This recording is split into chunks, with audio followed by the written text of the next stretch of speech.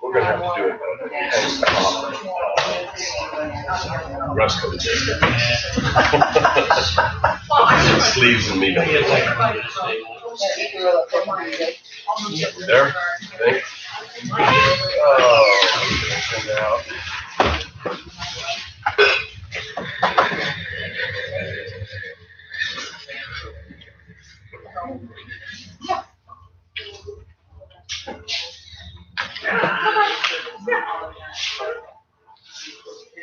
Everybody ready? It is 5:31, September 18th, 2020. Calling this meeting of the Yucca Fire District to order. No? Kayla Carr, clerk. Richard Knowles, chairman. Your pledge.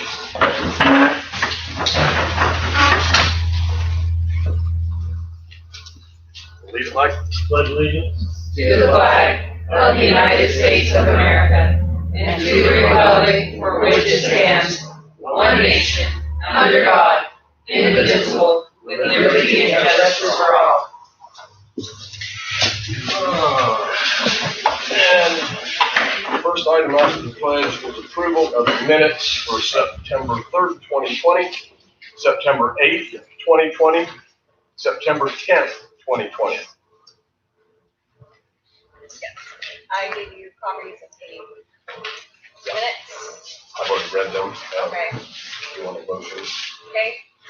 So you're good with all three? I believe so, yes. Oh, Everybody will be. yeah, we did. I got a copy for you. This is September 8th, minutes and the executive. So I make a motion to approve the stated minutes to include the September 8th executive session as well. I second. Favor? Aye. Aye. Motion carries. We're up to Chief's report. Are you ready, Mike? Yep. Good for you. Month of September, we ran 1 vehicle fire, 0 brush fires, 4 MBAs, motor vehicle accidents, and 11 medicals, 4 canceled. Training's ongoing. I did get some new radios donated to us. Besides the ones from about 40 of them actually. That's pretty much all that I have. And you're going to do financials, I guess. Why don't you give us a list of these checks that we're going to sign, and we'll approve to sign those. Got one for $6,119.77 for Bill Williamson. We got from the food pantry $50 check for them, and a $250 check. Then we have a warrant check, which needs to be taken from warrant to our payroll account. Well, it's operating. yeah, it's 11,233. Frontier Communications is 473.90.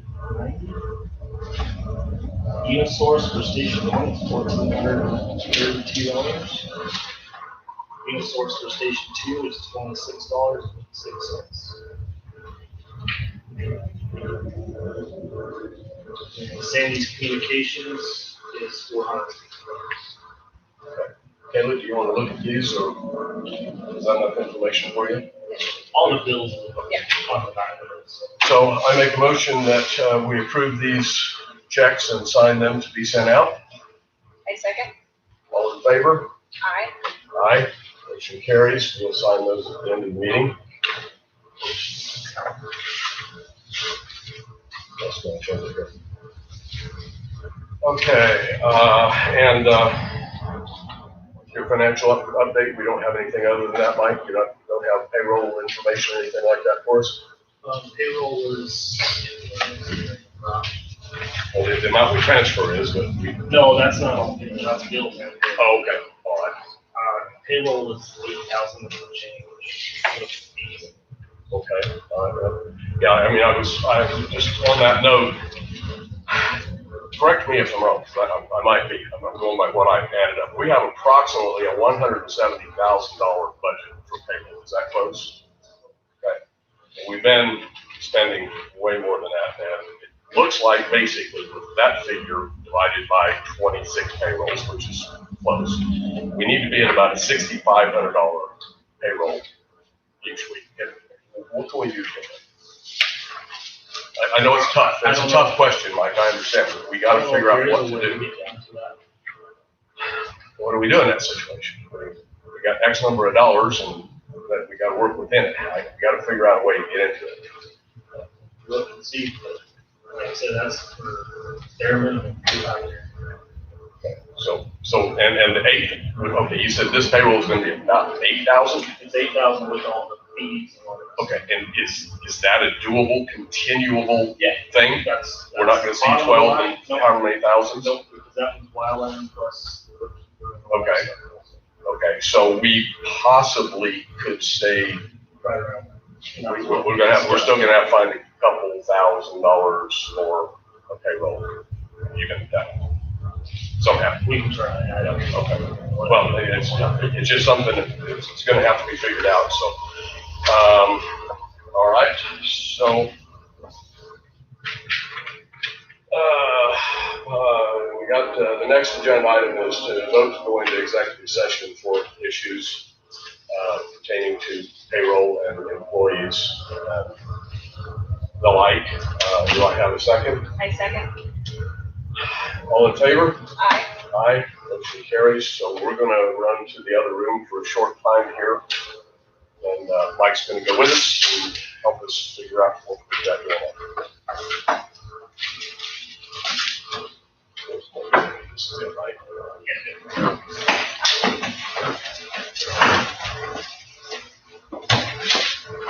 Mike, can you turn the air back on until you guys come back in? Thank you.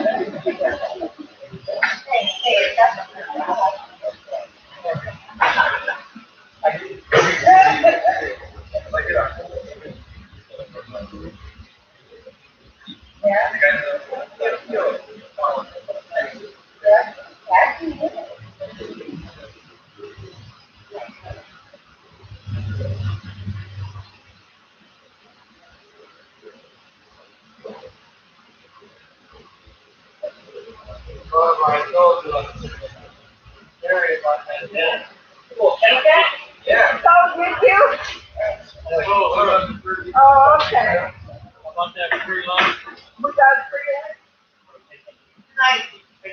Barbara, she had to say pretty well. Hey, it was well worth it. That was cool. I never had that ever happen before. Yeah. Now, I've done that. Right, So, but as a waitress, I've gone ahead and taken it.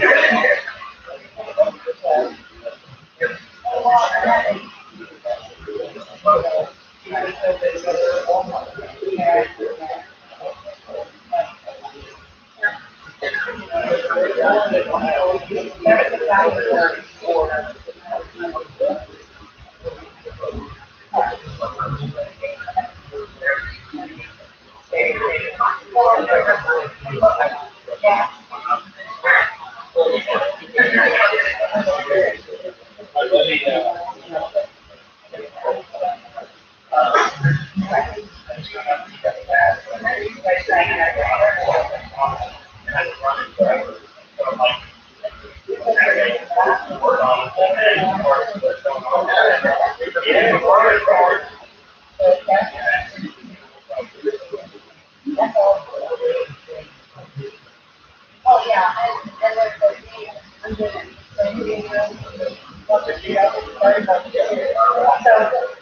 well, everyone's not super necessarily all over. Or why, you know.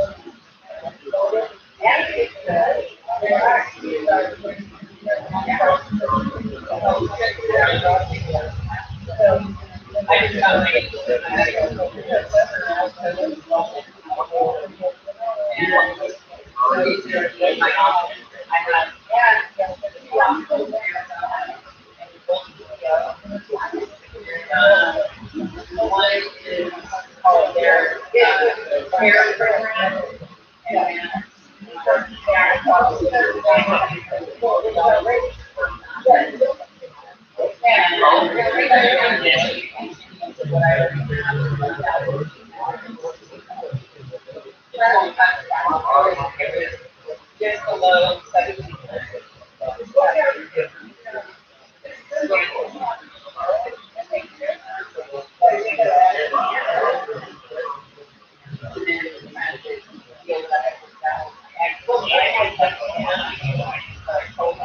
Yeah.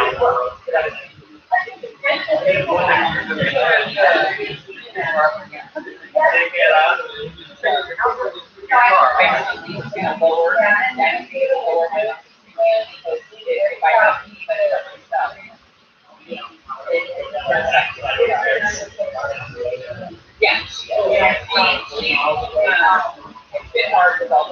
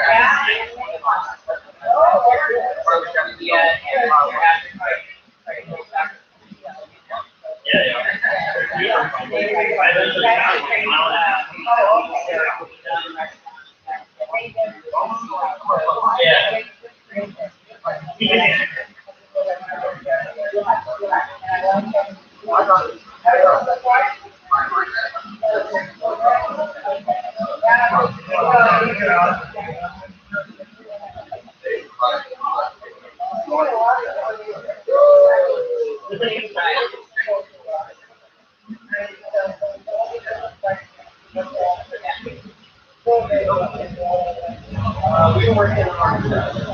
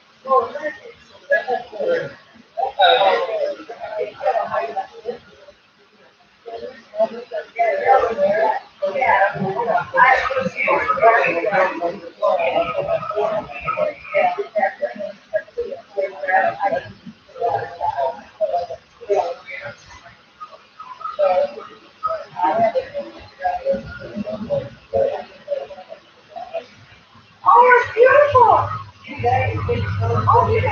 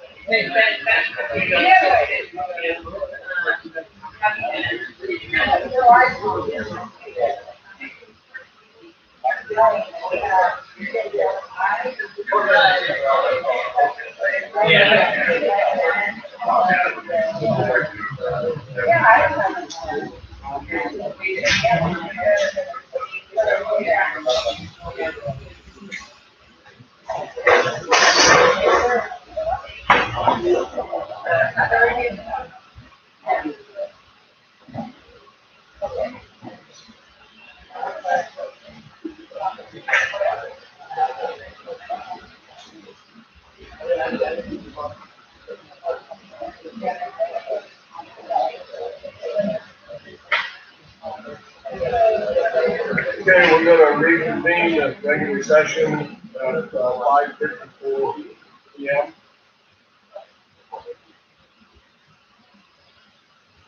We have new business, discussion and possible action on facility agreement between Yucca Fire District and Yucca County. Can we get the air off, back off against the? I shut it off. Okay. Can't hear you. I'll say it again. First item on the new business is discussion and possible action, use of facility agreement between Yucca Fire District and the Yucca County. How's your voice, Barry? My voice is really good. Okay, well, I've been yelling all day. yeah, how about you read what your proposal is allowed, then we'll decide whether that goes. From the very beginning, or? I guess. Okay, the Yucca Fire District and Yucca Community and Facility Use Agreement.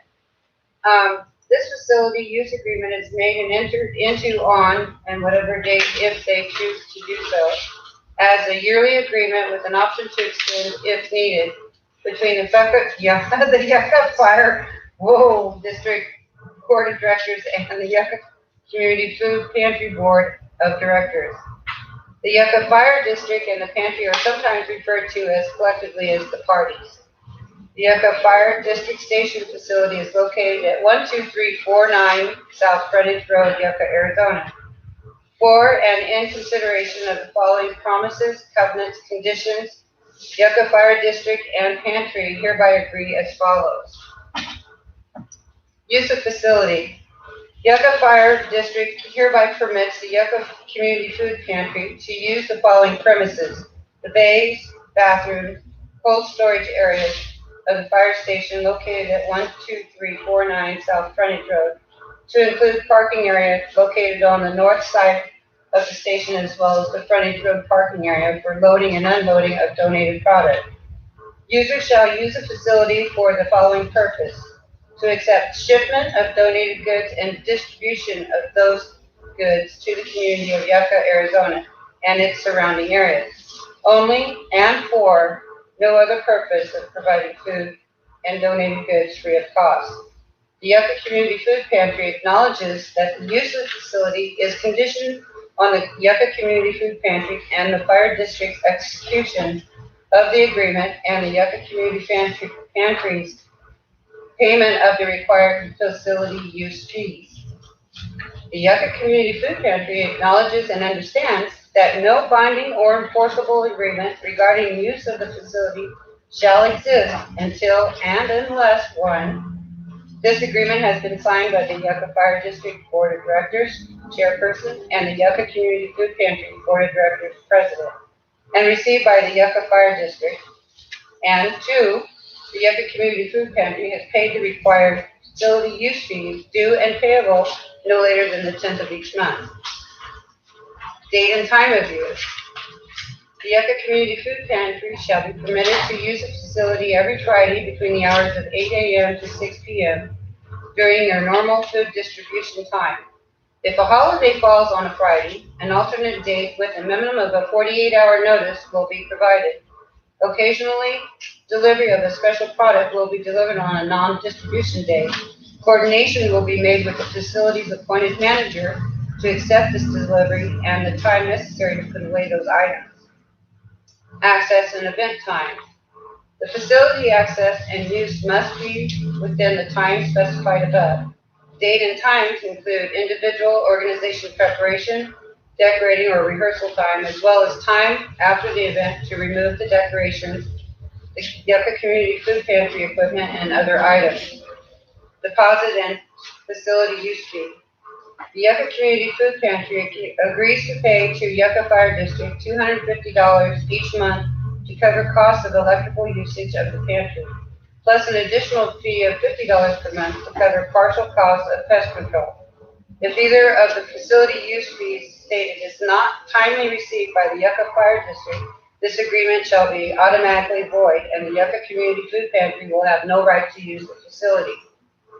Responsible party coordinating deadline. The person or persons who completes and signs this agreement shall be the responsible party. The responsible party shall coordinate all event details with the Yucca Fire District and agrees to complete this coordination at the time of this agreement signing by both parties. The Yucca Community Food Pantry is the responsible party and shall take all reasonable actions to ensure event safety, to prevent damage to the facility and equipment, and to see that these conditions and other policies and regulations that are outlined in this agreement are met. Use of communication. The Yucca Community Food Pantry shall not violate any state, local law, rules of the Yucca Fire District or the Yucca Fire District Board of Directors. The Yucca Community Food Pantry shall not make any alterations to the facility, any fixtures, building building systems or equipment without the written approval of the Yucca Fire District Board of Directors. At the end of the event, the facility shall be left in a clean and safe condition. Yucca Community Food Pantry shall remove from the facility all property and material belonging to the Yucca Food Pantry to the designated I should say move, not remove. Sorry. Move to the designated area provided by the Yucca Fire District. If the Yucca Community Food Pantry damages the facility, the Yucca Fire District shall have the option of either, 1, requiring the Yucca Community Food Pantry at the Yucca Community Pantry's own expense and risk to restore the facility to the condition existing prior to the event, or 2, the Yucca Fire District making the repairs and restorations to the facility themselves. The Yucca Fire District shall have sole and complete discretion on deciding which option to choose.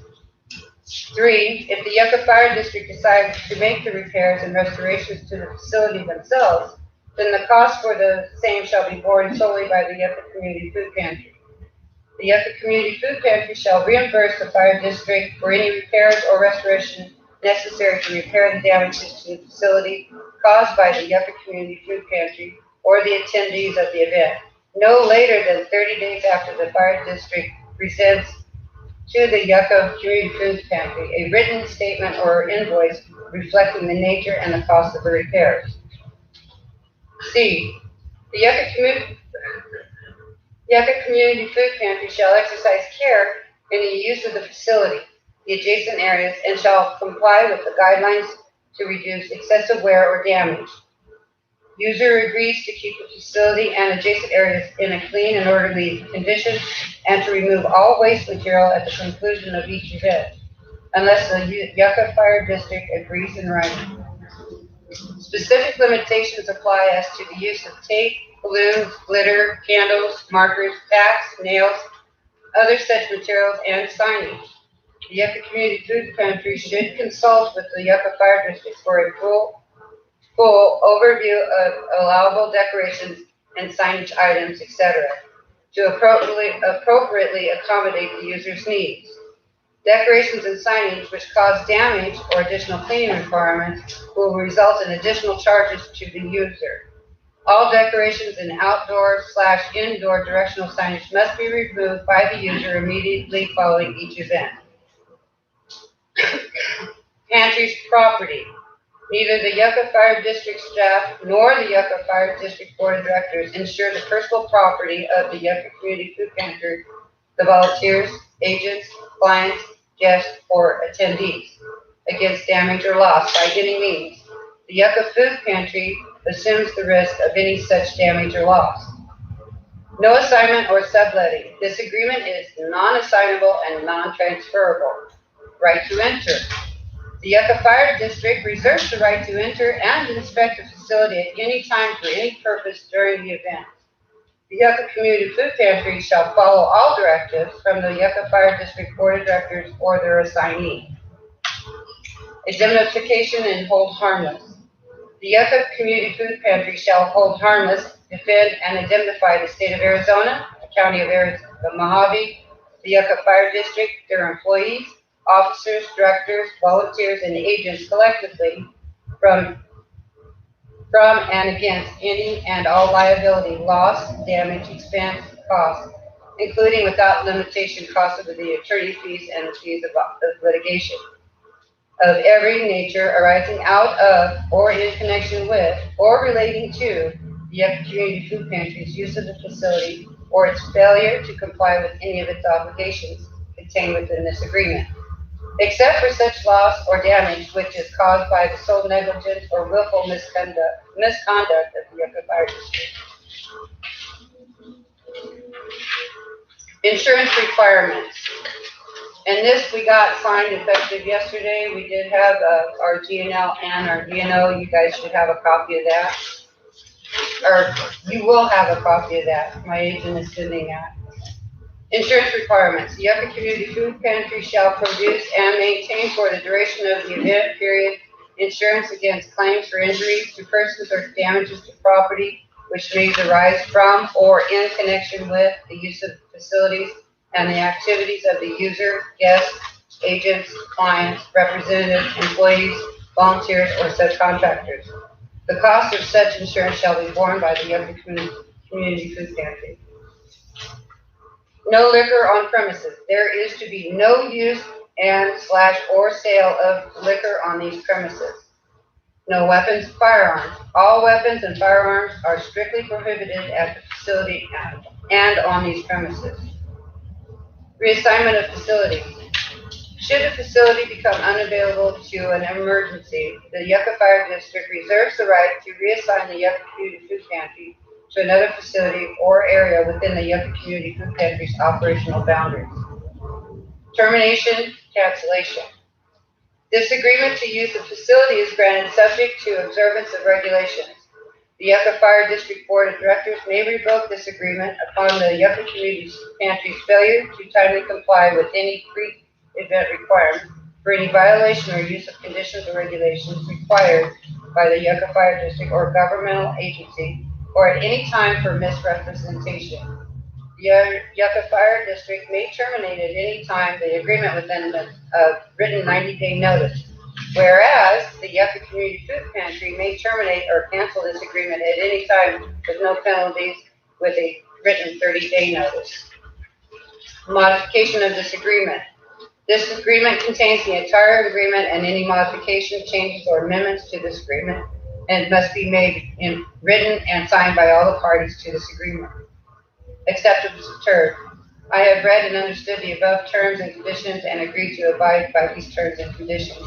And it's the current board members' names are listed, and my name and my vice president's name is listed as that. Like I said, we did obtain and pay for our liability insurance yesterday.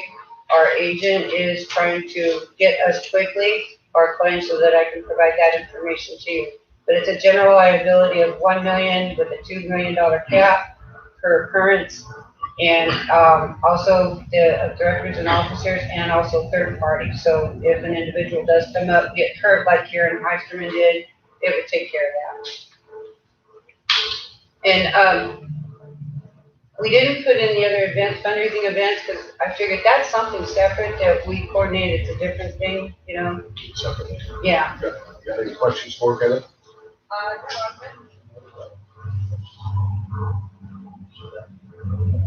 It is. It is. The dollar amount is in there that you're gonna pay? Yeah, What were they $250 paying for us electric. before? I supplied, I did a Google on the estimated sent us cost of copies the of it. walk-ins. Yeah. Yeah, and it's per unit is the one that I showed you. And that's using a higher rate from Phoenix area. Yeah, there's the numbers. Yeah, that's where they. Okay. All right. Other than that, do you have any questions? I did some research as far as what the legalities are of doing this, and what I found is as long as you're paying us and we're not giving it to you for free, it's okay. So, as far as I can tell, there's no violations of laws and rules here. Well, I actually stole that agreement from there's a food Someone pantry in Alaska that operates out of their fire department, so I plagiarized their agreement. Okay, well, let's hope they're good. Is this something you might wanna have an attorney look at? Well, you know, and that was Just for brought both up. parties, not, Well, you know, and not everything just- in there, figuring that that is what they had done up there, and it's a successful one. They've been operating for almost 16 years out of that fire station, because there is no other place. And so I'm assuming that there has been attorneys do it. In reading through the legal jargon on that, everything is what we should be doing anyway. If somebody does get hurt, we should have our own insurance. Right now, we've been at the grace of, well, the fire station, we can do that because it's kind of like they're going, well, I was real iffy on it. When Karen got hurt, that really raised its ugly head. So, and with us now having our own 501c3, we want to make sure we're doing things right. So we should have our own liability insurance, and this will cover that. They do provide as the far fire as- district with a yeah. certificate of that insurance, that's. And we additional are insurance. progressing closer to building our own station, our own pantry. We just need a home until then. And everybody, they're familiar with this. It's a central point. They come get their mail, they get water, they see us, and then they go home. So, and it keeps them in touch with you guys, so. I had given consideration to all that. I considered the idea of an attorney. I've always thought that the food pantry shouldn't be here, but we can't make you leave either. You've got to be here regardless until you have a facility of your own. We can't do that in the community, so this is the best option. As far as consulting an attorney, we have a 30-day cancellation. If something turns out that it's not, for whatever reason, okay, or it doesn't work out, you have 30 days, we have 90 days. We can cancel and lose less money than it would cost to have the attorney look at it. Yeah. So the risk versus how much Well, we're and going I to know spend. the attorney's fees are escalating. Yeah, well, that's why we haven't used them for a while. So Yeah, at that point, I think I'll make a motion to accept her proposal and sign it. Do I have a second? I second. All in favor? Aye. Aye. Motion carries. We'll execute the document before the close of this meeting. okay. And I'll get you the insurance stuff on that, and then I need to know who your assignee is. Who? Your assignee. The one that's gonna tell us what we're How doing about we right just- now. We might want to make it, if Mike's not here all the time, I mean, he's here most of the time you are, but he's not all the time, maybe the highest ranking, one of the That'll work highest for me. ranking officer of the district that's here. Well, I know when Mike's here, I can go to Mike. Right, you can go to Mike. If he's not here, whoever will be his next in command, I Usually think. if I'm not here, probably I'll be- put somebody, Yeah, Okay, somebody will be in charge. you'll know that. okay. Actually, while we've got this on the deal, you wanna just sign them now? Well, here you have the.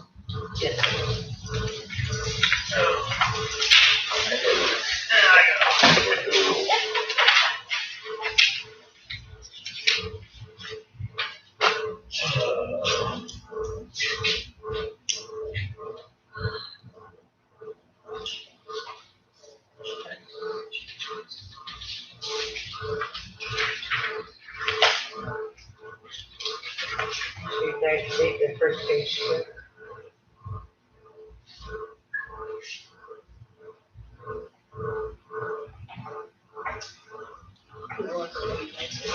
So, yeah. Front page. Just like-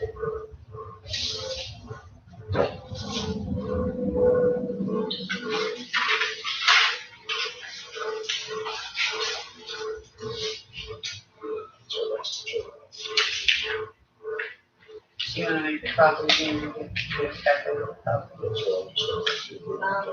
Yeah, can we get copies there? So we have copies to get out.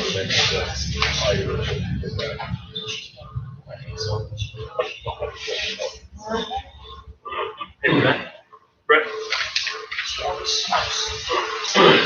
Mike can have The whole contract.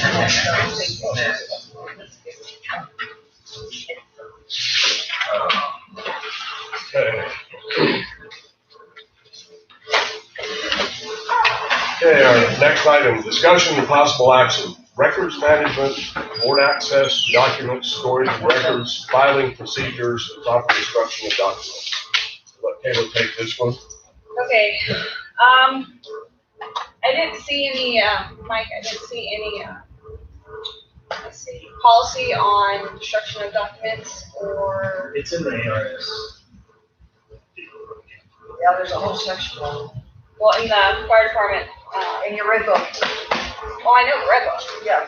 but I wanted to address a certain situation. How are you guys doing, destruction of documents? We haven't destroyed any. No. Because I wanted to read this. This is in the red book. Disposal of public records. ARS 41-151.15 states that all records made or received by public officials of the state or the counties and incorporated cities and towns of the state in the course of their public duties are property of the state.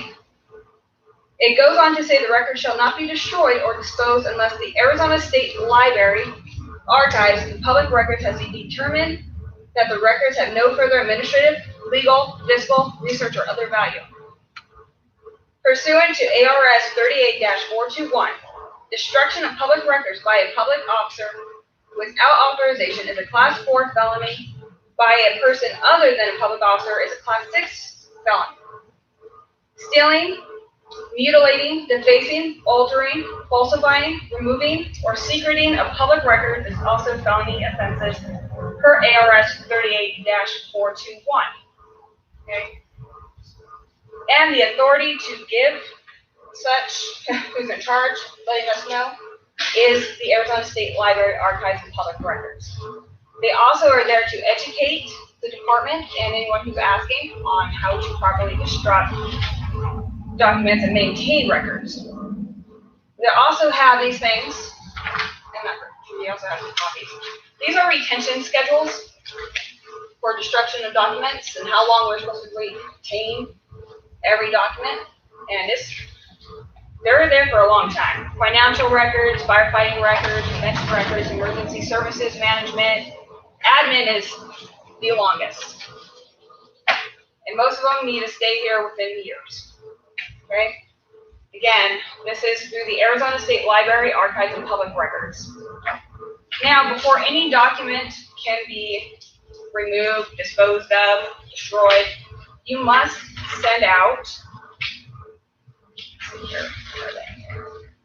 you have to get their approval before anything is removed, shredded, burned, anything. So you have the records inventory worksheet, which should have been completed. Then you have the report certificate of records destruction that should be completed before anything gets shredded. Then you also have a single request, so if you just have a few things, you fill out this form and send it to them. And there's all instructions, and this is all in the red book. Now, I don't know, I didn't see any policy in what you just handed me, okay? So I believe we need to reestablish a policy for proper record management. Because it's a mess. It is a mess here. Also,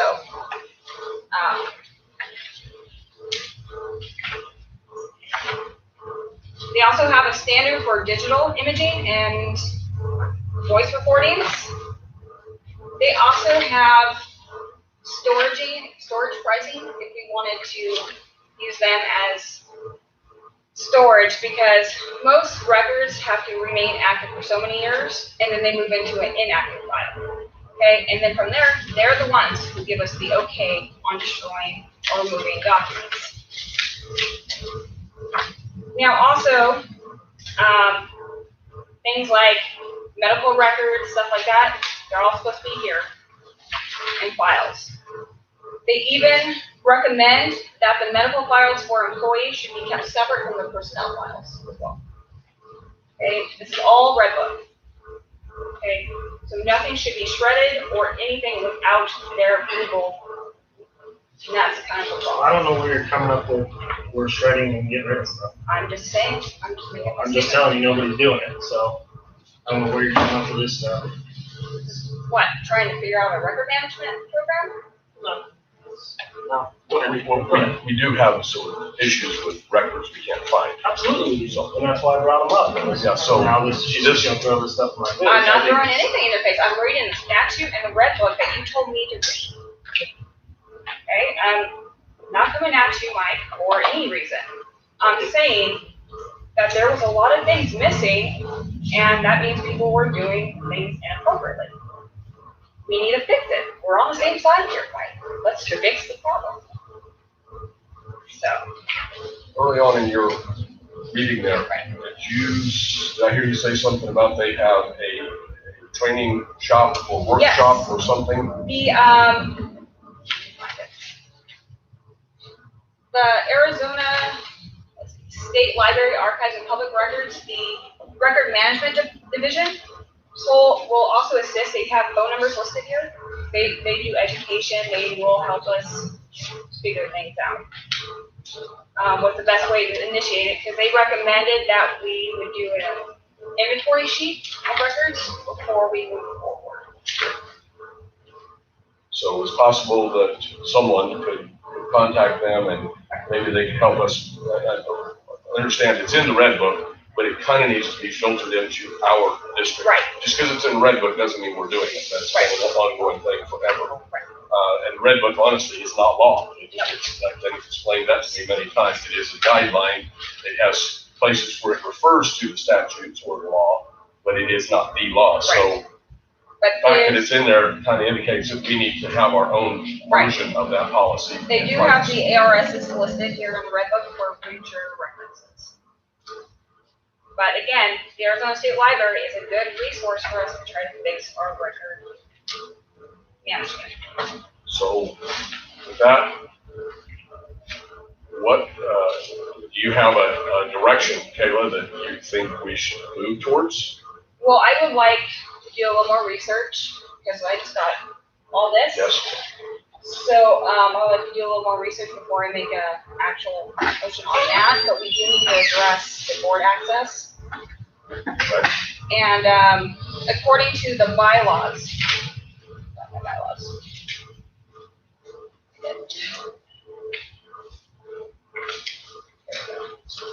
according to the bylaws, it states, the officers of the district board shall be the chairman, who shall be the chief executive officer, the clerk who shall keep the minutes of the board, all correspondence and records of the district. All such officers shall have the general authority to perform within policies set by the board and all acts necessary for advisal in connection with the activity and responsibilities of the board for operations of the district. Now, according to the bylaws, the clerk needs to have access to all documents here for filing purposes and for other purposes as well. Now, we've been having a problem because I haven't been able to get what I need in time, like the file. So we couldn't accomplish what we wanted to earlier, but the board members need to have access to the documentation. We need to see how the filing system's working, what kind of record management process you have going on, so we can try to readjust and fix it. So, with that being said, I make a motion to grant access to the board members to the documents and storage of the files and the records. Can we modify that to make that to the clerk of the board, because it's that specifically falls under your responsibility, and of course, I would have access to them through you. Okay, so we probably should do that.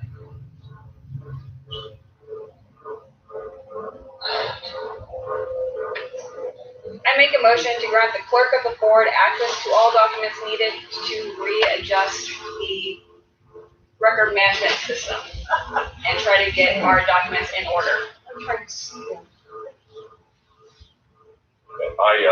I second that motion. All in favor? Aye. Aye, motion carries. To that end, a lot of our documentation here is probably is electronic as well as physical. Should we also entertain that you could get Mike and have access to the websites in order to do postings of minutes or whatever is necessary through the course of the week if we have an emergency deal we need to do? Yeah. Oh, thank you, Mike. I was ahead of myself. I should have read this whole thing down. Okay.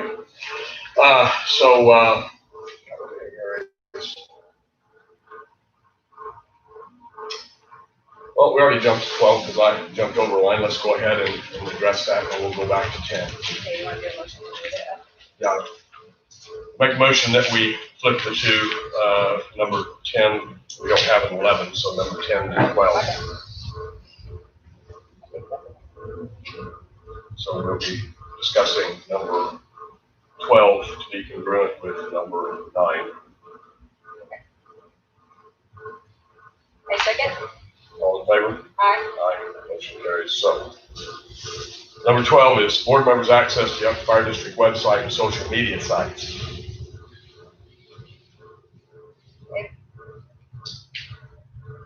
I need to have access to the website so I could post the agenda in minutes because we had a problem trying to post this last one. Mike has another job, full-time with Yucca, or I'm sorry, with Kingman, excuse me.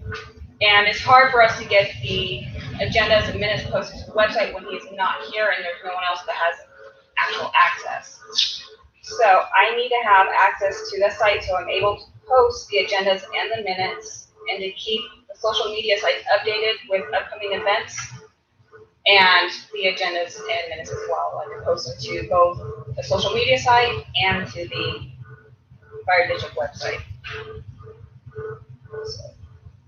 I agree that you need that, obviously, I just was stating before. You want to make the motion as to how you want it handled?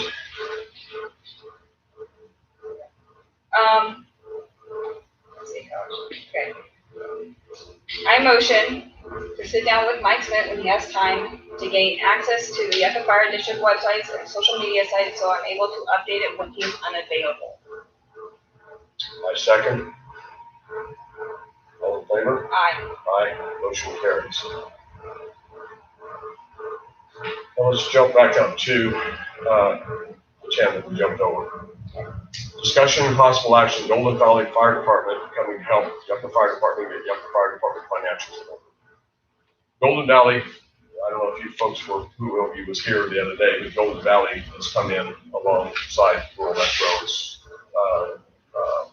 presentation and talked with me, and then they sent a proposal to us whereby they would offer that they'd send their comptroller over to try to take a day and give us a guideline and some direction and some help to put our financials in order.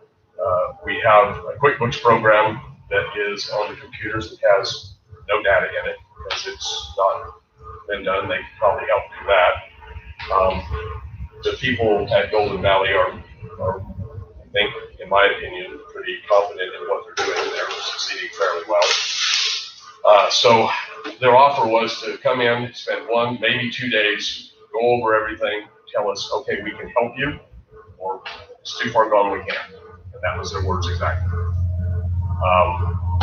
They sent us a written, basically, proposal. They're going to go to their board like we're doing here to decide if we want to allow this and if they want to do it. Their indication is that their board, one of their board members is here, they are willing to do this, so it's probably going to pass their board fine. So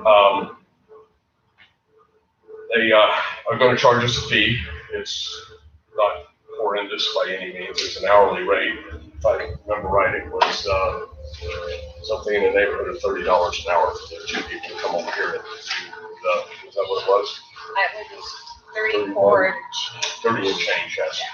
Can you speak up just a little bit? It's getting harder to hear you. I'm sorry, my voice is going. I was saying that they will charge us a fee to do this.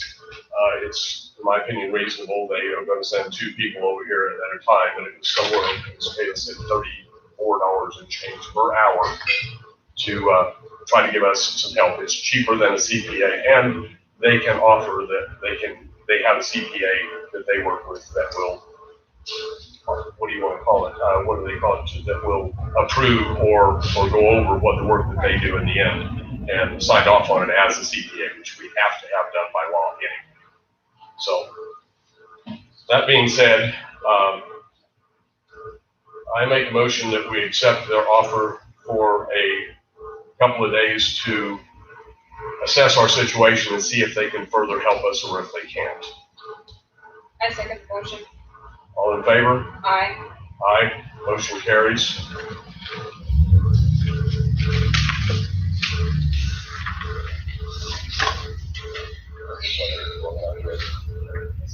We're down to 13, which is the work comp policy. Mike, take this and tell us where we're at. Mike, can you walk us through where we're at right now? We should be getting a quote from the new work install today, hopefully tomorrow, probably tomorrow. So we can get that cost down a little bit. Right now it's 14,000 to change. Yeah, and for anybody that doesn't know how work comp works, it's a percentage of your payroll. And there is what do you call that? Not a consortium, it's a group policy where several of the other fire districts are in this group purchasing in larger quantity. And they've offered to let us be in this group, and that's what Mike has been working on to get them the information so that we can possibly get in with this larger group of people and get a better percentage on ours. There's only two ways to cut the cost of work comp. Well, the first one is to cut the payroll, and the second one is to cut the percentage that you pay on the payroll. So either way, work comp at this point is a sizable figure for us every year. We have a work comp coming up that is due for our old policy that we have to have either accept it or not take it as of the 22nd of this month. So hopefully his will come in and we can do this without a gap in coverage, which if we have gap in coverage, we'd have to shut down. So there's no motion to be made there because we don't have the documentation yet, but. All right, well, how would we go about fixing it since it's, Still can't hear you guys.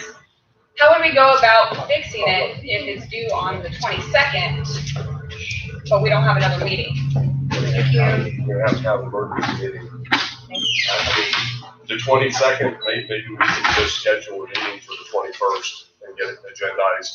I will be unavailable on the 21st. What will you do? I will be How about my available on phone? the 22nd. How about my phone? I can probably do We can that. do it, I mean, this is just gonna be a document. Well, how can I thing. sign it? That's true. I'll get with her tomorrow. We're gonna just have to sign it because the chairman signed it alone under direction. I I think I can, can sign it I alone. can you only even have type four. up something and sign it, saying I give Yep. my consent to sign Do it. you remember who has to sign it? Usually it's just the chairman of the Yeah, board. usually the chairman can sign for Right. the board if the board has approved. Correct, okay. So if she says yes on the phone, Yes. we have a Okay, meeting by telephone, and yeah, we should Yeah. be good. so you're good. We'll do that the 21st, and you can do my phone too. Or we might, I don't know what we'll do about televising it. Yes, suppose you have some guys here to set that Can't up. hear you. Yeah. I'm sorry. I was just saying that I would, had to make sure we had someone to set up the camera set up so that we could, have it, televised. So, there's no action on that.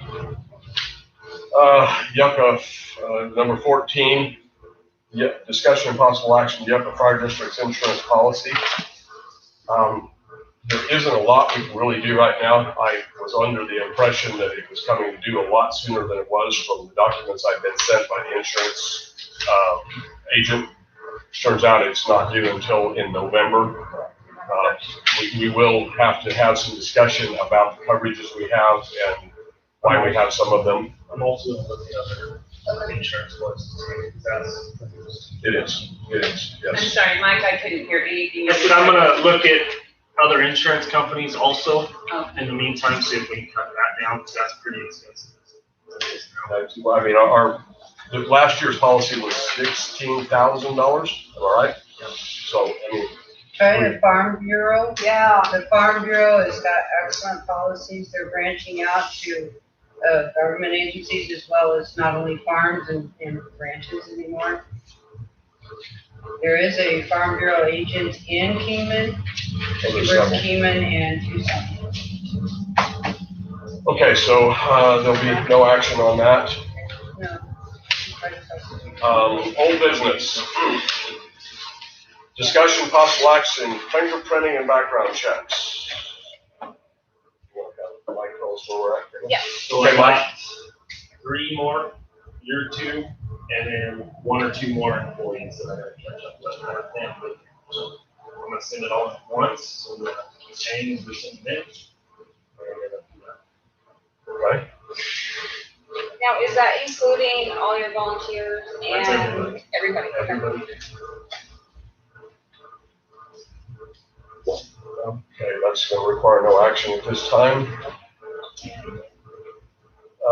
Item 16, discussion and possible action, update on the payment to the Yucca Fire District Attorney.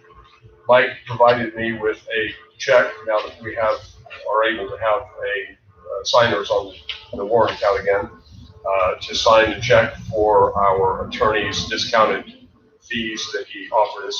So we will be signing that today and giving it to Mike to get mailed off to him. We already voted to do this at an earlier meeting, so there's no action or voting required here. Anything, Heather? Nope. Okay, we're down to call to the public. I have a motion to open call to the public. I motion to open call to public. Second. All in favor? Aye. Aye. Motion carries. We have two here. I don't know which one of you is first. Do you have a preference? You're, okay.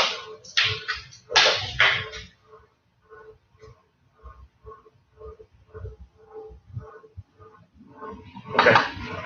Yeah, my question is pretty much just simple. It was kind of broad when you guys put it out there on what documents. We do not answer questions during call to public. You can make statements, address some things, but as far as answering questions, we cannot do that. It's not part of Okay, my concern is that when you brought up the fact that you're going to have access to all the documents, that's a very broad spectrum. And it's concerning, I guess, that is so broad. That doesn't really have a beginning or an end to it. That just says documents, and that can be a lot of different things. A lot of things included which the board has no business having access to. And that's I'll take that as a criticism, which I can address. The board has access to everything that the fire district has, period. We check the law. That's the way it is. Anything that this fire district has as far as a document, the board members can be privy to. We're responsible for what we have. We're responsible for what we do with it. But as far as having it, yes, we can have access to everything, regardless of what it is. That includes medical records, personnel files, everything like that. The access to those is stated that we can have it, but we are responsible for what happens with that. It's supposed to be in a separate portion of their, as she read earlier, it's supposed to be in a separate portion of all of those employee files. There's actually no reason for the board to ever want to look at that, but if we ever had to, say for instance, we have a lawsuit or workman's comp, if we had to answer a question to workman's comp, we may have to see that stuff because the board is who has to do that. So and as far as what you're saying, as I said, we have the ability to have access to all of that, and I confirmed that with other fire districts, other people, state laws. She read it to you a while ago. So that's it. That's going to be how we'll answer that to you. And next is Carolyn. Just had a couple of things that I wanted to express concerns about.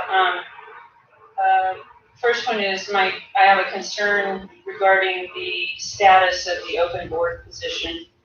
I am not aware of what this current board intends to do as far as appointing another position.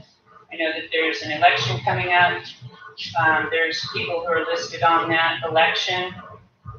And I just am posing it to you as a concern that the community's not aware of what the board is doing in regards to that. And at some point, whether it's today or at a future point, I'd like for the board to address that concern directly and in as much detail as it takes. I think that's something that the board needs to address. We have been in contact with Ron Gould. We have spoke with him. He's our supervisor. If we could not find anyone or couldn't agree on someone like the last time, they would be the ones that would appoint someone for us. We've asked a few questions of them. What should we do? I honestly haven't got a straight answer back from them yet, but I'm hoping we have them. As of right now, we do not have anyone that is, as far as I know, has put in a proper application to attempt to have us appoint them. Have they? I do know that there was a gentleman who asked about, because he was showing interest in the board slot at the last board meeting. Yes, I know who you were talking about, and he may be filling out an application as we speak. But as of right now, we don't have an application of anyone that is qualified, that has put in the paperwork that it takes to do this.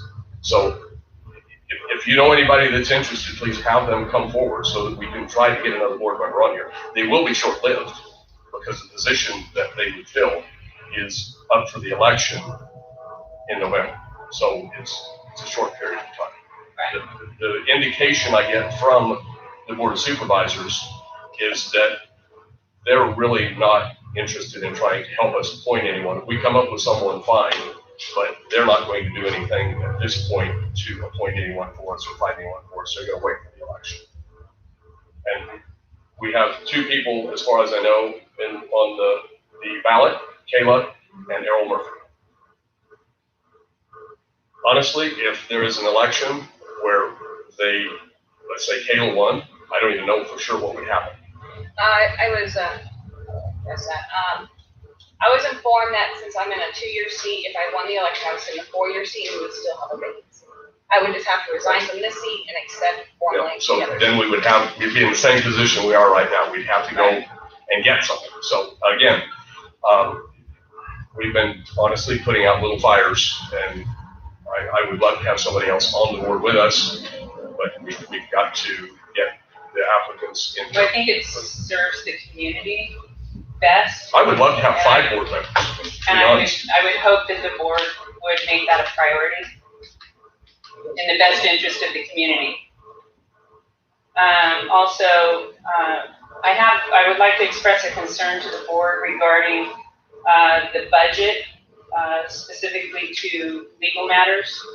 And I had watched a video in a previous board meeting where the legal budget was discussed as being at $10,000 for the year. My understanding right now with the issuance of this check, which I watched the discussion about this check, and I understand that there's discounts involved for paying it in full. But I have a concern because at least from what I can garner through public information, the board is well over $2,000 over budget on that. I don't think we are, because a portion of what we paid for attorney fees was inherited from a prior fiscal year. The budget is a fixed figure regarding.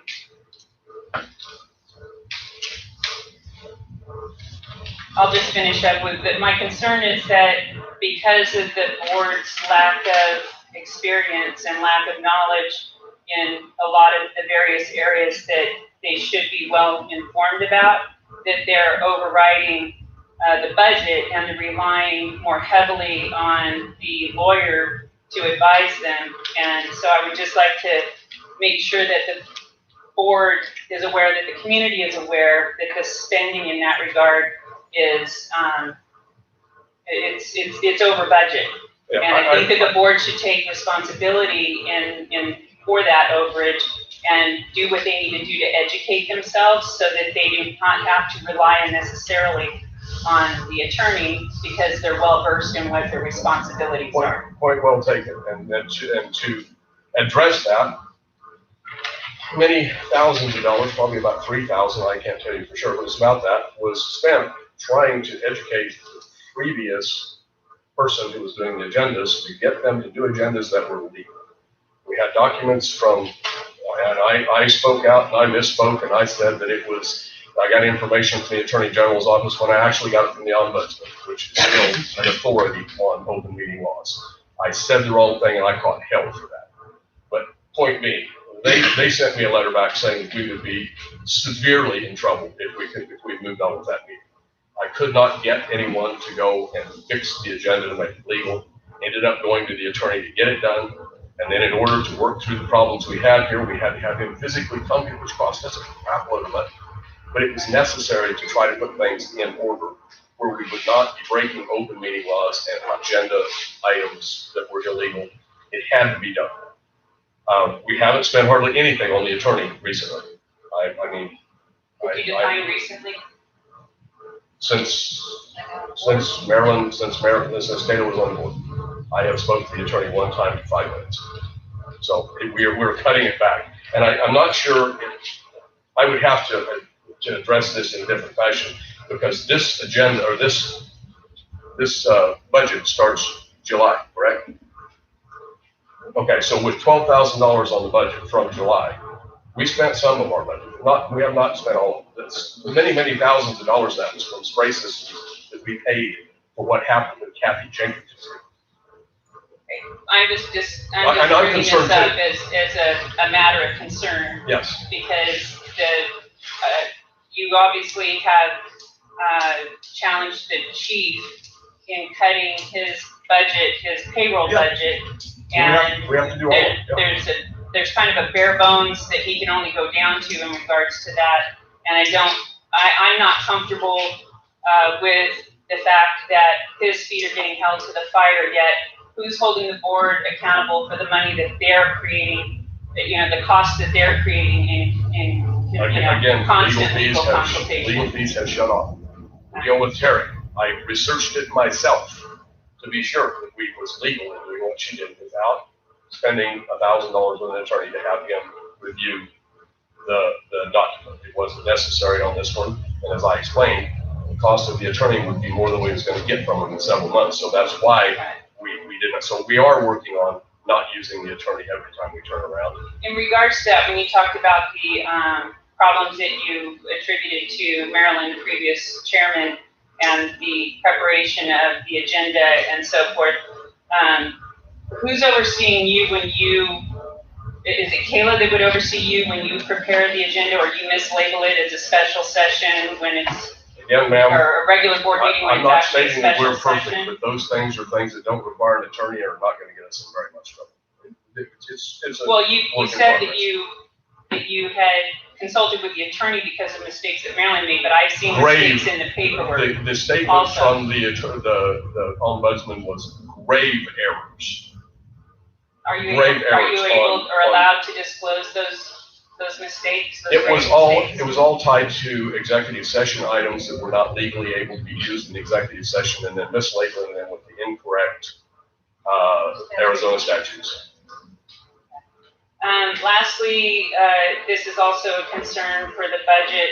My understanding is that and I don't really know what authority that the board has to establish SOPs for the fire department in the form of their record keeping. I'm not sure if the ARS has anything to say about that. If it does, I would really like the authority quoted, but the cost, there's a cost involved in putting these records into the state library archives. And I'd like to, at some point, have the board address what those costs are and how they fit into the Yucca Fire District's budget. And with all the concerns about the budget, is this our only solution, or do we have another solution that would not cost us out of our valuable budget? Actually, the other solution is coming here from Golden Valley, I hope. I'm sorry, coming from. I say the other solution I'm hoping is people coming here from Golden Valley. And is to help that a us, to standard help us. practice throughout the districts, that one district would audit another district? They're not auditing, they're helping us. They're offering, But you said that they're also accessing a accountant. Wouldn't that constitute an audit? it's legal. They wouldn't be doing it if it wasn't. And yes, I mean, there's management agreements between districts. There's a lot of things that can be done that we'll just have to find out if it's okay once we figure out what they can do.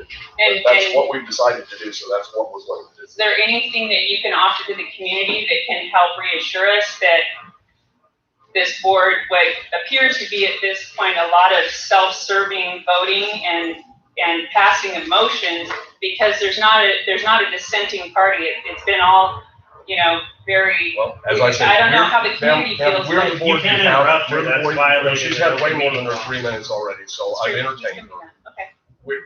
We are the board you have. Nobody else is stepping up here to do this for you. We're here. We're doing the best we can. Not saying that we're perfect, but we are doing the best we can. And the best interest of the community and the fire district is where we're at. We're going to try to save it. We may not succeed, but if we don't, it won't be because we did not try. So from here forward, we're doing what we can. I would just encourage the board to share more information and hold themselves more accountable to the community of Yucca. Okay. Is that the last item?